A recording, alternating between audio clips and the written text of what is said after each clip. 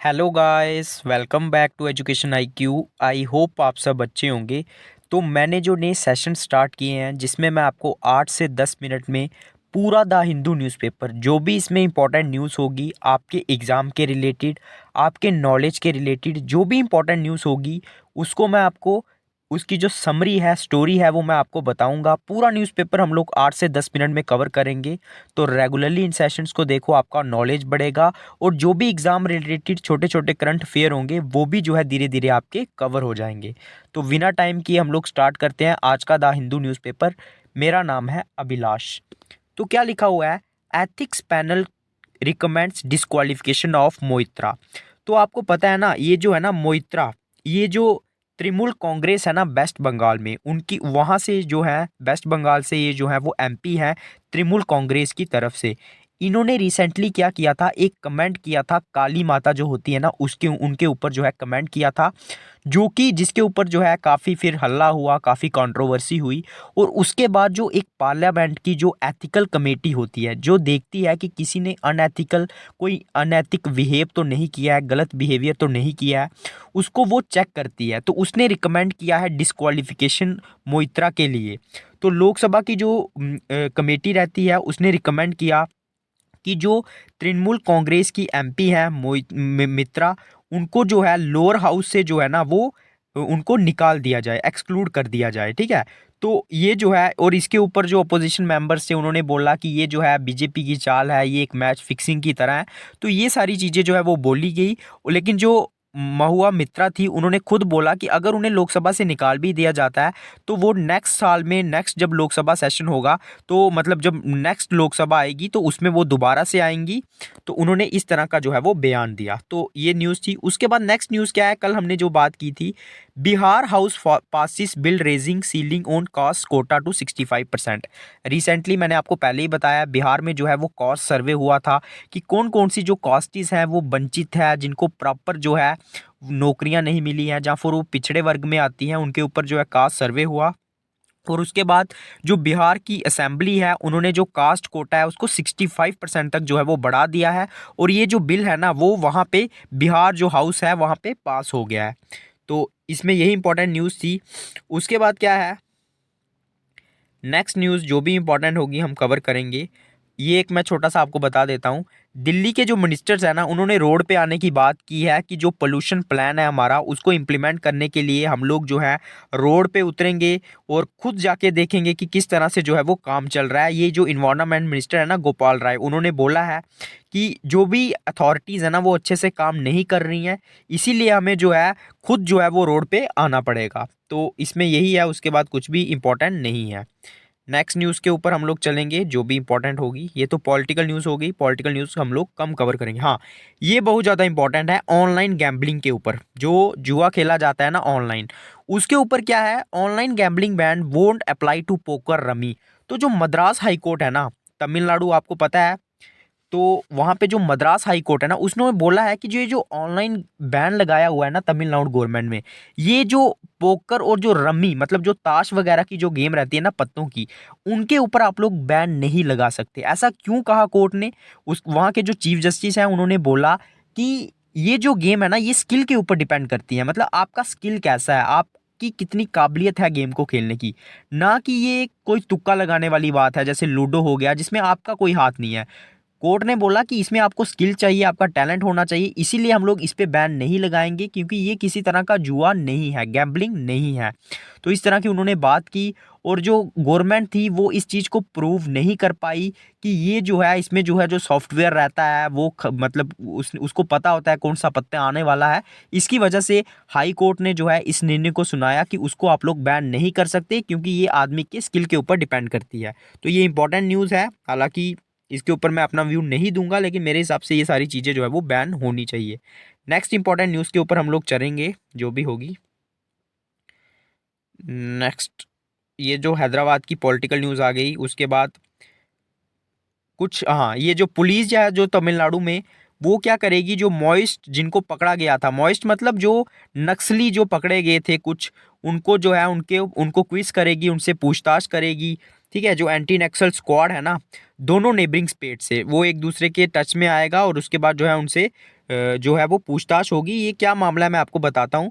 जो तमिलनाडु और जो कर्नाटका का एंटी नक्सल स्क्वाड है ना, वो इंटेरोगेट करेगा जो 3 सस्पेक्टेड मोइस्ट मतलब नक्सली जो पकड़े गए हैं, उसमें एलाइस 3 बंदों के नाम है, चंद्रू, उसके बाद अनीश, इन सबको जो है दोनों जो एंटी नक्सल स्क्वाड है तमिलनाडु का और कर्नाटका का, दोनों इसमें इंटेरोगेट करेंगे। इन लोगों को जो है वो पकड़ा गया था और उसके बाद जो है इनके ऊपर अब जो है वो छानबीन जो है वो होगी। इसमें ज़्यादा इंपॉर्टेंट आपके लिए है नहीं। एक ये भी बता देता हूँ, जो 80 fisherman release by Pak to be brought to Gujarat today. तो लगभग 80 फिशरमैन जिनको पकड़ा गया था पाकिस्तान में, उनको जो है गवर्नमेंट रिलीज करेगी पाकिस्तान की, और उसको जो है उनको जो है गुजरात में जो है वो लाया जाएगा। इसमें और ज़्यादा कुछ भी इंपॉर्टेंट नहीं है। उसके बाद अटारी बागा बॉर्डर के पास जो है इनको लाया जाएगा और उसके बाद इनको गुजरात में लाया जाएगा। उसके बाद नेक्स्ट न्यूज़ पे हम लोग चलेंगे जो भी इंपॉर्टेंट होगी। हाँ, ये मेडिकल वेस्ट के ऊपर है, इसमें भी मैं आपको थोड़ा सा बता देता हूँ। ये मतलब एक लड़के की स्टोरी बताई गई है कि इसने क्या किया, पढ़ने में अच्छा था, इसने नीट का एग्ज़ाम निकाला, लेकिन उसके बाद इसके जो कम थे नंबर थे वो कम थे। इनका नाम था गिरिधर। ये एक स्टोरी है मेडिकल वेस्ट की, कि किस तरह से मेडिकल कॉलेजेस जो है ना वो मतलब गफला कर रहे हैं और बाद में बच्चों को प्रॉब्लम हो रही है। तो बाद में इसने गिरिधर ने एक प्राइवेट कॉलेज में एमबीबीएस के लिए एडमिशन ली। इसने लगभग 50 लाख तक जो है वो एडमिशन में खर्च किया अपना। और उसके बाद क्या हुआ इस बेचारे के साथ, जो भी मेडिकल इंफ्रास्ट्रक्चर की चेकिंग की गई, इंस्पेक्शन की गई कि वो कॉलेज जो है वो सही है या नहीं है, और उसमें जो है फैसिलिटीज़ कम पाई गई, जिसकी वजह से ये इनको जो है एमबीबीएस से निकाल दिया। इनका पैसा भी वेस्ट हो गया। इसमें बहुत सारे बच्चे जो हैं वो शामिल थे। तो ज़्यादा इंपॉर्टेंट नहीं है, बस यही न्यूज़ है कि कैसे इंडिया में जो है इंफ्रास्ट्रक्चर की जो है वो कमी रहती है और बच्चे जो हैं वो ज़्यादा रहते हैं। नेक्स्ट न्यूज़ के ऊपर हम लोग चलेंगे जो भी इंपॉर्टेंट होगी हमारे लिए। ये तो एडिटोरियल आ गया। एडिटोरियल में मैं आपको इसका बता देता हूँ, acknowledge India's economic success too. तो इसमें यही बताया गया कि इंडिया ने किस तरह से कोविड-19 के बाद जो है वो मतलब अच्छे से ग्रोथ की है। इंडिया की जो फाइनेंशियल ग्रोथ थी वो लगभग 7.2% थी, जो भी मेजर इकोनॉमीज़ है ना उसमें सबसे फास्टेस्ट थी। और इंटरनेशनल मॉनेटरी जो फंड है उसने प्रोजेक्ट किया है कि इंडिया जो है 6.3% तक जो है वो पहुंच जाएगा नेक्स्ट ईयर में। तो इसमें यही लिखा हुआ है कि कोविड-19 के बाद कैसे इंडिया ने जो है वो प्रोग्रेस की, बहुत सारे जो हैं वो प्रोग्राम्स चलाए, इसके ऊपर बात की गई है। उसके बाद मतलब गवर्नमेंट ने 2014 के बाद इसमें क्या स्टेप्स लिए उसके ऊपर भी हम लोग बात करेंगे।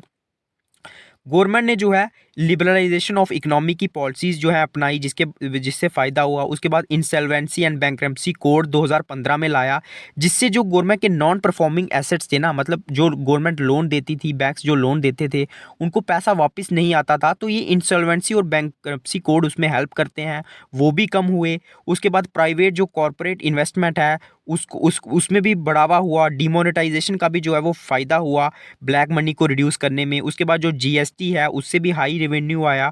तो ये सारी चीज़ें हैं। उसके बाद कॉरपोरेट टैक्स को कम किया गया 2019 में। उसके बाद भी जो है वो ग्रोथ हुई। तो ये सारी चीज़ें इस आर्टिकल में लिखी हुई है। और कैसे जो है नीति आयोग की जो रिपोर्ट आई थी उसने लिखा कि जो मल्टी डायमेंशनल पॉवर्टी है ना, जो मतलब हर तरह की जो पॉवर्टी रहती है जिसमें आपको एजुकेशन नहीं मिलेगी, खाने को नहीं मिलेगा, वो भी जो है कम हुई है, जो रिसेंटली नीति आयोग ने रिलीज़ की थी। तो ये सारी चीज़ें जो है वो लिखी गई हैं कि लगभग 3.5 करोड़ इंडियन जो है ना उनको मल्टी डायमेंशनल पॉवर्टी से जो है वो बाहर निकाला गया है। तो और भी बहुत सारी चीज़ों के बारे में इसमें बात की गई है, तो ये भी मैंने आपके लिए कवर कर दिया। अब ये ओपिनियन में लिखा हुआ है कि should Indian workers work long hours, क्या इंडिया को ज़्यादा लंबे समय तक काम करना चाहिए?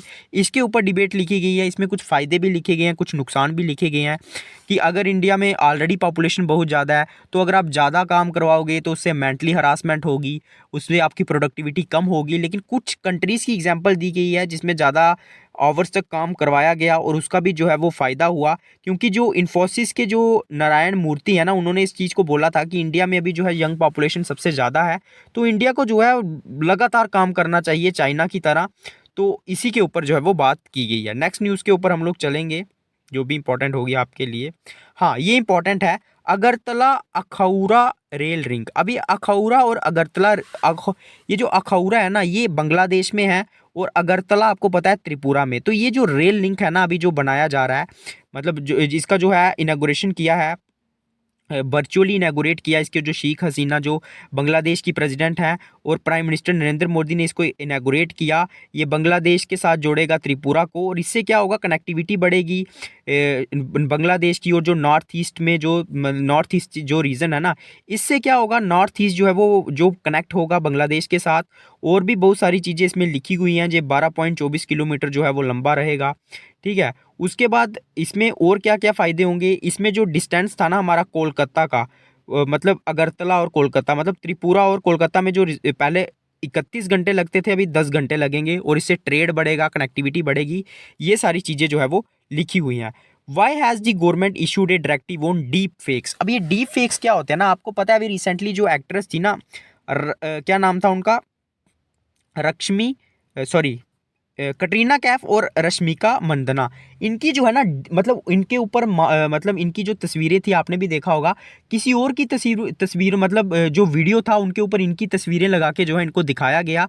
उसके बाद इसके ऊपर ही बात की गई है कि गवर्नमेंट ने जो है क्या डायरेक्टिव्स जो है वो मतलब रूल निकाले हैं। गवर्नमेंट ने जो सोशल मीडिया कंपनीज है ना, उनको बोला है कि आप ऐसा नहीं कर सकते। अगर कोई भी ऐसी जो है फेक डीपी या कोई भी ऐसा वीडियो आता है तो आपको 24 घंटे के अंदर इनको रिमूव करना होगा। जो भी रूल्स हैं, आईटी रूल्स हैं 2021 के, और जो है ऐसा आप लोग नहीं कर सकते, क्राइम के लिए जो है वो बोला है। तो यही जो है वो चीज़ें लिखी हुई हैं। और इसमें जो है ना, जो टेक्नोलॉजी यूज़ होती है उसका नाम है जनरेटिव एडवर्सरियल नेटवर्क, मतलब GAN उसको बोला जाता है। ये आपके एग्ज़ाम के लिए भी इम्पॉर्टेंट है, जो भी इसमें जो है वो टेक्नोलॉजी यूज़ होती है। और इसमें जो है यही था इम्पॉर्टेंट, जो भी इम्पॉर्टेंट न्यूज़ थी मैंने आपके लिए कवर कर दी, और इसमें ज़्यादा इम्पॉर्टेंट कुछ भी नहीं है। एक ये भी लिखा हुआ है, 2 bullet ridden bodies found in Manipur, Manipur में 2 जो है वो बॉडीज़ मिली। उसके बाद ये पॉलिटिकल न्यूज़ है, इसमें कुछ भी आपके लिए इम्पॉर्टेंट नहीं है। यूनियन गवर्नमेंट ने बोला है कि जो CBI है ये एक यूनियन गवर्नमेंट की एजेंसी नहीं है, ये एक इंडिपेंडेंट एजेंसी है जो सेंट्रल ब्यूरो ऑफ इन्वेस्टिगेशन है। इसमें एक इंपॉर्टेंट न्यूज़ और है, जो पाक फायरिंग के अंदर जो BSF का एक जवान था वो मारा गया। ये इंपॉर्टेंट न्यूज़ है, क्योंकि कोई इस पर ध्यान नहीं देता है, लेकिन उस बंदे ने जो है अपनी जान दे दी, वो शहीद हो गया। तो आपको मालूम होना चाहिए।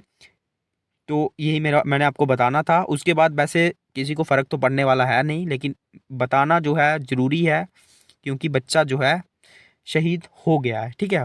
उसके बाद फ़र्क एक्चुअल में पड़ना चाहिए, मेरा यही मानना है। लेकिन एक छोटे से पेपर में आपको न्यूज़ बता दी जाएगी, कोई इसकी जो है हाईलाइट नहीं होगी, क्योंकि ये कोई हीरो नहीं है, कोई सेलिब्रिटी नहीं है, इसलिए इसको जो है वो कम प्रमोशन मिलेगी। नेक्स्ट क्या है, Supreme Court attains full strength as case log nears 80,000। तो 80,000 केस जो है वो पेंडिंग थे सुप्रीम कोर्ट में अभी तक जो है। और अभी जो है ना, जो सुप्रीम कोर्ट की फुल स्ट्रेंथ है 34, अभी जो है वो वापस आ गई है। रिसेंटली 3 जो नए जजेस हैं उनको अपॉइंट किया गया है, ठीक है। जो कोलिजियम सिस्टम रहता है सुप्रीम कोर्ट का, जिसके थ्रू वो अपने जजेस को डिसाइड करती है, उनको जो है वो कर दिया गया है। तो यही था आज का द हिंदू न्यूज़पेपर। उसके बाद ये क्रिकेट की न्यूज़ आ गई। आई होप आप सबको अच्छा लगा होगा। अच्छा लगा तो प्लीज़ यार लाइक करना। आपकी कोई भी क्वेरी होगी आप मुझे कमेंट बॉक्स में बता देना। टेलीग्राम को ज्वाइन कर लेना, क्योंकि जैसे ही मेरा वीडियो आएगा तुरंत मैं आपको उसमें भेज दूंगा, अपना लिंक, वीडियो लिंक भेज दूंगा। तो मंडे टू सैटरडे, संडे को भी मैं कोशिश करूंगा वीडियो बनाने की, लेकिन मंडे टू सैटरडे डेली मेरा नाइट को वीडियो आएगा। तो टेलीग्राम ज्वाइन करने से आपको क्या होगा, तुरंत मैं वहाँ पर आपको वीडियो लिंक प्रोवाइड कर दूंगा। तो लाइक करें, सब्सक्राइब करें, व्हाट्सएप पे, टेलीग्राम पे, हर जगह शेयर करें। जय हिंद।